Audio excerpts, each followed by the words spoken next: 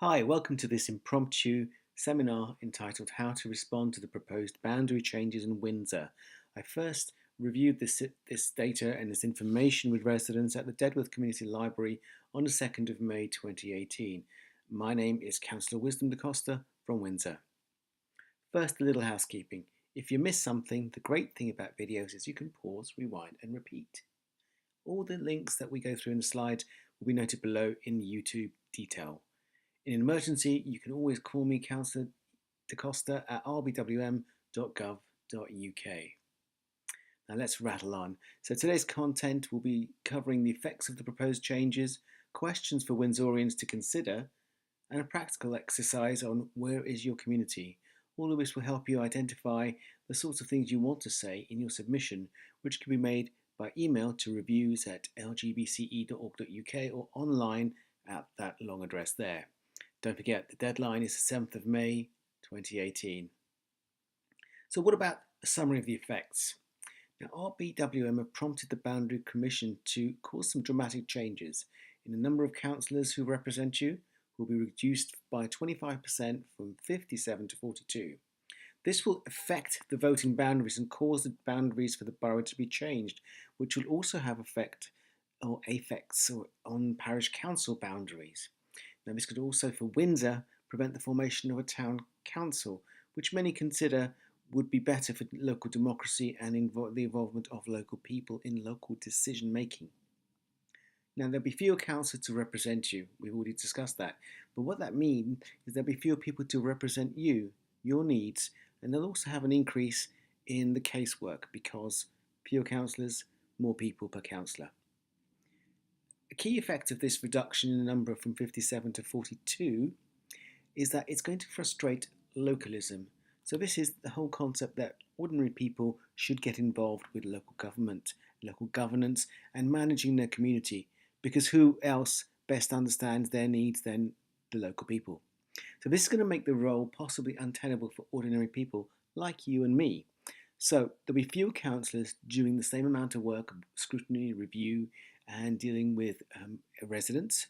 There'll be of course an increase in the workload of councillors who have no backup to a political party. So ordinary people who don't have a backup to a political party because they want to, say, represent the views pragmatically of ordinary residents rather than ideology, won't have anyone to help them with the work. And don't forget, diligent councillors read and act upon committee reports, they review all council reports, they intervene for you, they do background development and research to check things out, because of course we don't always get the information we want and need when we ask. So that's a lot of extra work being put on fewer people. The net effect of all of this in terms of the boundaries is that if you have fewer councillors, then the boundaries that they represent clearly have to change. And this will split up communities and create some major anomalies for Windsor. They won't just split up communities in business, but also force together distinctly different communities. And the consequence of that is that if you come from one of the two communities, you're less likely to have your councillor understand you. So your representation is likely to drop. Now, an interesting issue here is that the proposal seems to violate the Boundary Commission's own three key principles, which is to have an equal number of voters per councillor. Well, that's not rocket science, that's just maths.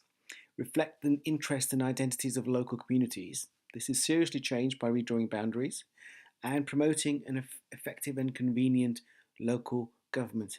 Again, this is caused to become problematic because you're going to have more work for fewer numbers of councillors. A councillor may have to represent two distinctly different communities, for example, Eton and Windsor Town Centre, and they're less likely to understand what it is that you're trying to present and what your needs are. Now, all of these changes are going to be implemented in July in time for the May 2019 elections. So, because these proposals affect Windsor and Windsorians particularly badly, you must have your say. Have a look, have your say, because once it's done, lost the chance. What's your view of Windsor? Well, here's my view of Windsor. It covers this sort of an area bound by the river up here, going out here. This is the river goes all the way up to here. Then we've got the Home Park coming down to the end of the urban conurbation and across into the Great Park, and of course not forgetting St Leonard's Hill and Legoland. That's my view of Windsor. Quite a lovely little image, don't you think? But the changes for Windsor, here's just a quick overview, show something completely different. We're going from this situation currently today where you have the geographic boundaries or the wards split. So you have the town centre over here, and then everything else is, all of the residential areas are covered by Cllr North, Cllr South, Cllr East, and the Park Ward, which is split east to west and going north to south. And of course, Old Windsor and Eton are quite distinctly separate areas. What the proposal is that we're now going to split this area here north-south. So we've got Cllr and Dedworth West, Cllr and Dedworth East. To be honest with you, these are quite crazy names, but there you go. Cllr East, and you've got Eton and Castle, and finally Old Windsor. Well, what you'll see is that with regards to Eton and Castle, this comprises Eton Town Centre and Windsor Town Centre, two completely different towns and communities. Over here you've got Old Windsor, and into Old Windsor we're going to put in part of the Boltons with Combermere Barracks and Windsor Town FC. Yes, that's right, Windsor Town FC will now be in Old Windsor.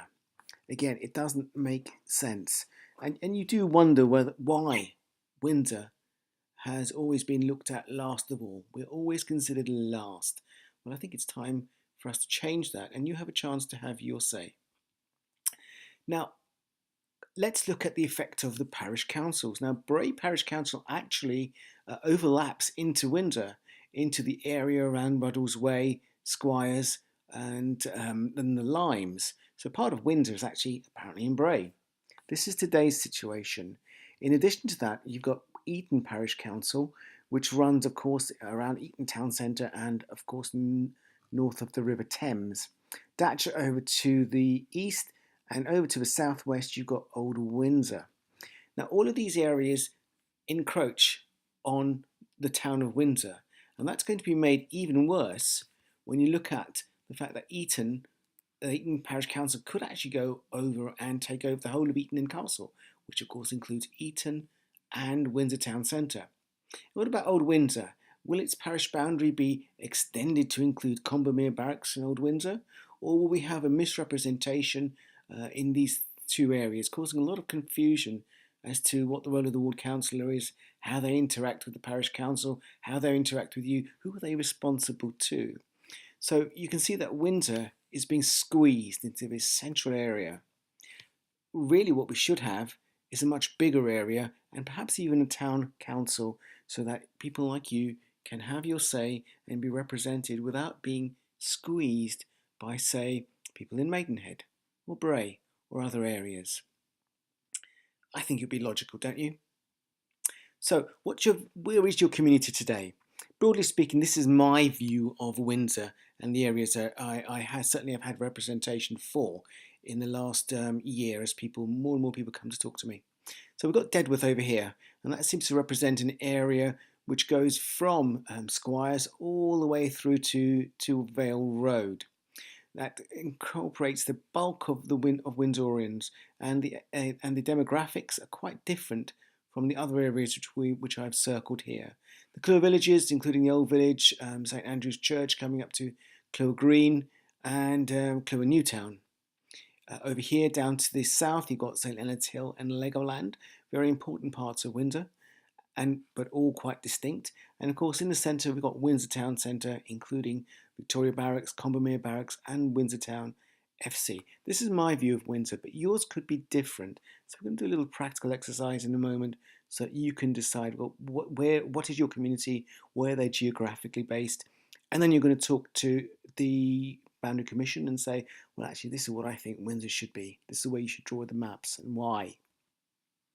So here's the practical exercise. You can download and draw out on the map your community. You can go to Google and just do a quick enter of Windsor UK, Windsor Berkshire in the map, and click on the Maps tab. Or you can go to wwa.org.uk to this link here. I won't go through it, it's rather boring. But what we have here is I've downloaded this map and uploaded it as an image. So you can just download it and print it off.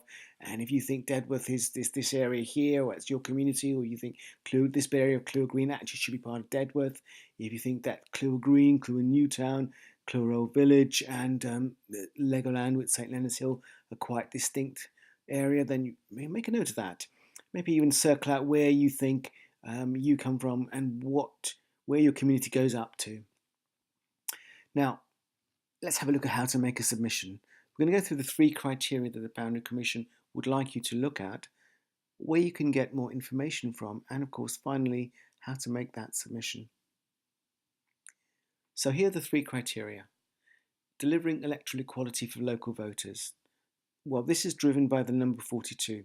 The council decided 43, but the Boundary Commission have gone further and said, let's have 42 councillors. Now, 42 councillors spread over the same geographic region means that you then have bigger boundaries, bigger ward areas. Another key aspect is to reflect the interests and identities of local communities. So basically, to keep local communities together, retaining their distinct identity and maintaining their geographic areas, whether that's bound by a river or bound by an area or park in the centre of town. And finally, promoting effective and convenient local government.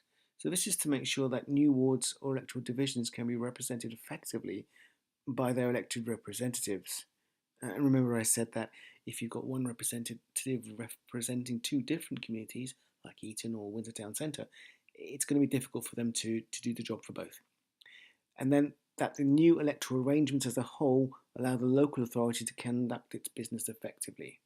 Well, I think that's a little bit vague and fuzzy, so you can have a look at that. There's more information on the Local Boundary Commission website, and I'll tell you where in just a second. Okay, so if you want more information, I've written a couple of articles here at wwra.org.uk. There's a couple of articles, including Adverse Election Boundary Changes Proposed, Last Chance to Respond.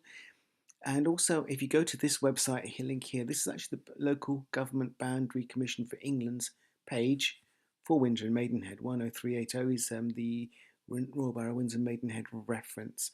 And on here, there are a number of reports which look at the draft recommendations report for Windsor and Maidenhead, the draft recommendations map for Windsor and Maidenhead, which we've had a quick look at an excerpt of it for Windsor, the summary of Windsor and Maidenhead report, and how to propose new pattern awards, quick guide, and of course technical guidance. Now all of these links you can get from here, or you can download them directly from this article at the wwra.org.uk. So, how to make a submission. Once you've got your thoughts together on where the map should be, where is your community going to be, it's going to be something like this, then draw out a map if you need to, or when you use the mapping tool at this site here, so at the lgbce.org.uk site, there is actually a mapping tool which I'll show you in just a moment. Okay, let's have a quick look at how you actually get more information. So if you go to this link here on the more information slide and click on that, in just a second you'll come up with this page here. This is the Local Government Boundary Commission's website, and it's got a bit more information on this page. So you can have a look at the map. You can zoom in. You can select the Maidenhead and Ward boundary, so you can see, pull it across where the Cllr North and Cllr South were, and what the new proposals will be.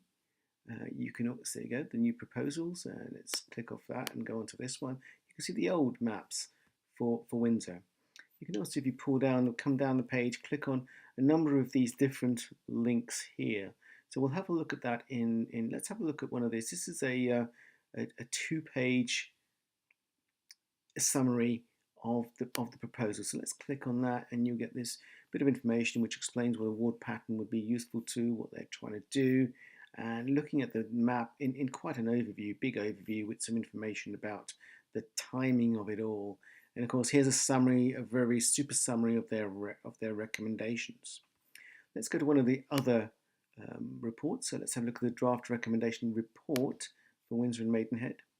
So here you've got a much more detailed report. You've got 44 pages, and you can go through their detailed reports. For example, Windsor Town. Let's scroll down to page 18.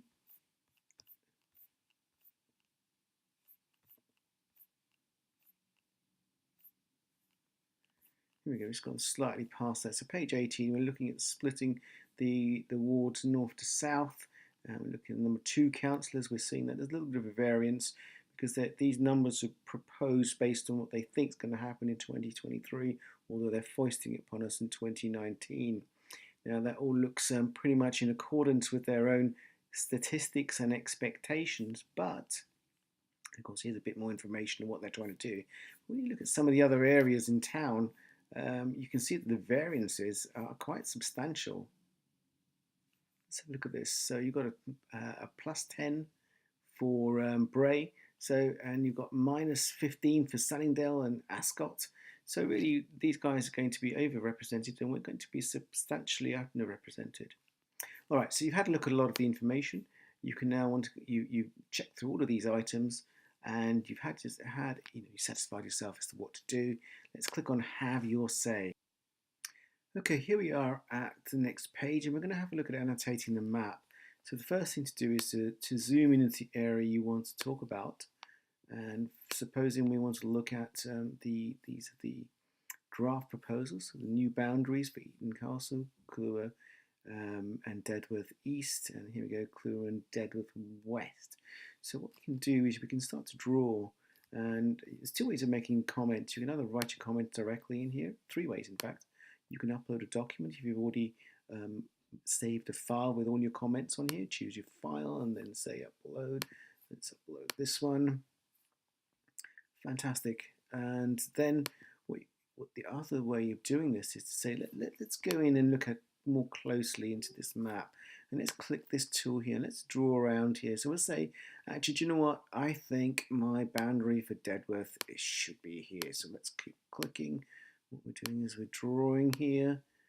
And we're drawing. And you might say that this is what you consider to be the Dedworth area, for example. There you go. Double click. And you can see an annotation has come up. So you can write something here. This is my community, Dedworth. Okay, that's one comment here.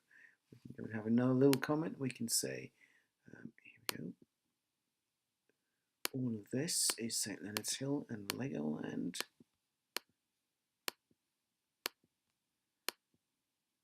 And we can say that, here we go. This is what we think is, and then double click here. My friends live in the area they feel strongly about, which is Legoland and St Leonard's Hill. Right, that gives you an example of what you can say. And once you've uploaded your documents, click the disclaimer that you've read and you've looked at the privacy statement, and then click Submit.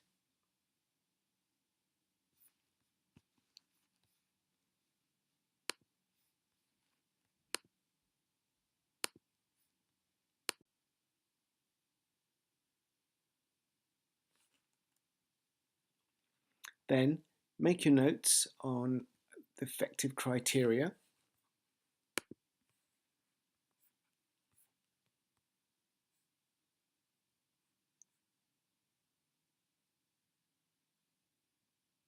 Then make your notes on the effective criteria.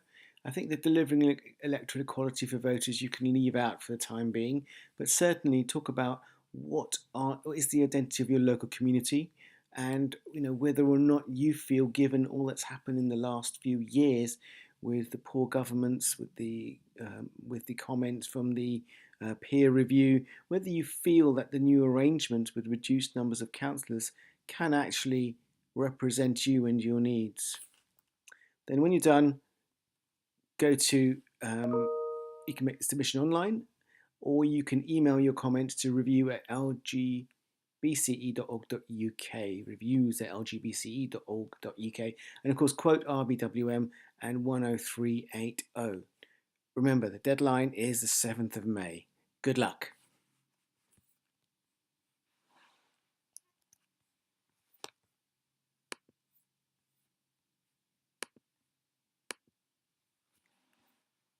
Remember, the deadline is the 7th of May. My name is Cllr Wisdom Da Costa, independent counsellor in Windsor, and also sponsored by the West Windsor Residents Association. And you can find out more information about them at wwra.org.uk. Good luck with your submission. Bye-bye.